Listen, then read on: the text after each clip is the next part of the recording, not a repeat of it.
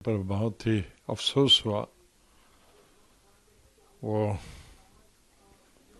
میرے خیال میں دیش کے پہلے پردھان منتری تھے جو اکانومسٹ، اور ان کی چھاپ پوری دنیا میں پڑی. ان کے اکنامک لبرلائزیشن کے لیے، جس سے ہندوستان کا اکنامک نقشہ ہی بدل گیا. آج ان کے کرٹک بھی ان کی تعریف کرتے. ہمیں دونوں کو اکٹھے کام کرنے کا موقع ایز کولیگ بھی ملا 91 سے 96 تک. نرسمہا راؤ جی کی گورنمنٹ میں ہم دونوں کیبنٹ منسٹر تھے. وہ فنانس منسٹر تھے، میں سول ایویشن ٹورزم اور پارلیمنٹری افیئرس منسٹر تھا. تو بہت ہی اچھے رشتے ہمارے رہے آپس. مجھے یاد ہے کہ 93-94 میں ایز سول ایویشن منسٹر جب میں اس کو پرائیویٹ ایئر لائن کو بھی الاؤ کرنا چاہتا تھا، تو میں ان کے پاس بیٹھا اور میں نے کہا کہ میں کیبنٹ میں پرپوزل لا رہا ہوں اوپن اسکائی پالیسی، تو آپ کی مدد کی ضرورت چاہیے. تو انہوں نے کہا یہی تو میں چاہتا تھا اور آپ لائیے مدد کریں. اس کے بعد مجھے موقع ملا ان کے ساتھ ایز منتری کے روپ میں بھی، جب وہ پردھان منتری تھے 2004 اور 2005 میں، اور پھر میں چیف منسٹر گیا.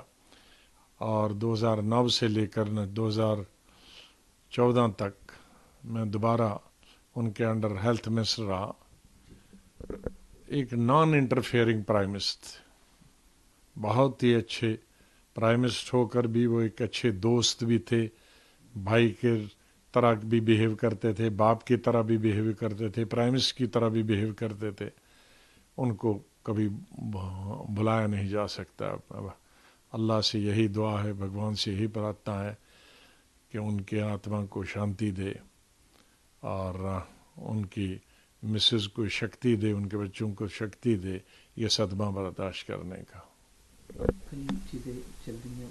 انہوں نے ریسیشن کے دور کو بھی بڑے اچھے سے بخوبی سے پورا سنبھالا تھا. وہ چیزیں بھی چل رہی ہیں. موجودہ پردھان منتری کا بھی ٹویٹ ان کے لیے آیا ہے کنڈومنس کے لیے. آپ نے بھی کہا کہ سب کرٹک بھی ان کی تعریف جو ہے وہ کرتے ہیں. تو ایک نہیں، ان کی ایک خاص طور سے کہ جو ان کے کرٹک ہیں وہ بھی ان کی تعریف کرتے ہیں. اس کے دو کارن ہیں. ایک تو ایک ایسے سمے پہ انہوں نے اکنامک لبرلائزیشن لایا کہ جب دیش پوری دنیا نیچے جا رہی تھی اور ہندوستان اوپر اٹھ گیا تھا، اور تب سے پیچھے بھارت نے نام نہیں لیا جانے. سب پردھان منتریوں نے اس کو، چاہے وہ کانگریس کے تھے یا نہیں تھے یا آج کے پردھان منتری تھے، اس کو آگے چلا رہے. اور دوسری، وہ کسی کے خلاف نہیں بولتے تھے، وہ کوئی نندا نہیں کرتے سے ضرورت، پرسنل کسی کی پر ٹپڑی نہیں کرتے تھے. اور ایک نان انٹرفیئرنگ پرائم منسٹر، خواہ مخواہ کسی کے کام میں انٹرفیئر نہیں کرتے تھے، سنگٹھن میں بھی اور سرکار میں بھی نہیں، اور بیوروکریسی لیول پہ بھی.